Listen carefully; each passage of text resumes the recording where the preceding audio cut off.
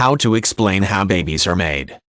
Explaining how babies are made to children and other people who do not understand the mechanics of sexual reproduction is actually an extremely easy task, although it can be awkward. Determining which method of explanation is appropriate requires taking into consideration the age of the listener and any moral restrictions someone might have. Many parents attempt to obscure the physical nature of sex by using euphemisms, which can be appropriate for very young children, but older children are unlikely to be convinced by misinformation. The most important part of explaining how babies are made is going into the situation with a clear plan in order to prevent confusion. In most cases, the most effective way to explain how babies are made is to inform listeners of the facts. The mechanics of sex need not be explained in explicit detail. Older children, however, would likely benefit from some understanding of how a sperm reaches an egg.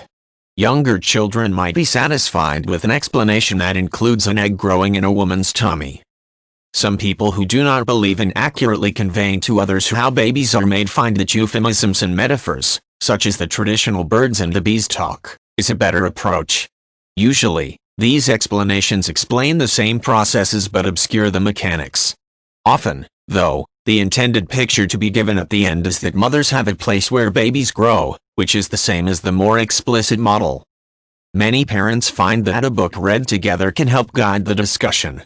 There are many different books available that help explain how babies are made, and they are available for every possible age.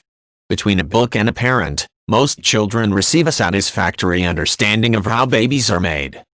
One important fact to note is that, by obscuring the mechanics of sex, a parent or guardian runs the risk of confusion later on.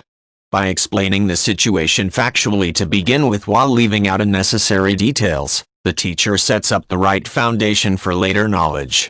Also, it is important not to make sexual reproduction a taboo topic in one's household, because this can have negative effects later in life.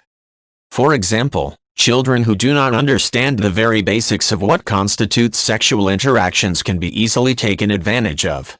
Also, teenagers who do not understand how babies are made are significantly more likely to make babies at an inappropriate time. When a child is very young, it can be tempting to obscure the facts, but this is an opportunity to set up a good network for discussing the facts throughout life.